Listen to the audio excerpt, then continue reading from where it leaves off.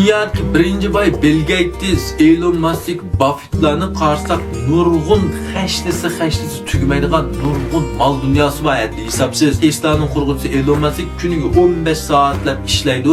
İşten çüp yeni neçə saatlep kitap görürdü. Belki Bill Gates mu külli kitap okup okugan kitaplarına algan təsirat ele əxliyatsız yaxşı nərslərini özünün şəxsi bloguda künde əmbəkirləb durdu. Dünya məbləğ seliş padişahı bu Buffett mu gün neçə saatler bir kitap okuydu. Yani bular günüge neçə milyondan xəşlisini neçə yüzlərgəcə yetib muşunda xəşlisini tügümeydiğen baylıqqa ega. Bular nemiş günde neçə saatler kitap okup vaxtını israf qıldı. Bular vaxtını üçün tutup oynasa, sayat qısa, pul xəşləb, huzur sürsə, keş vaxt Allah bildirlər, şavqavya, picu ise, diba, cubalı oynasa, canının rahatı sürsə olmadı bizde. Şunamı? Səhəl kalvamı başqa. Acaba bu kitap okuşlar mı? Biz bilməydiğen bir Allah məxfiyyətliyə bir sırba mı?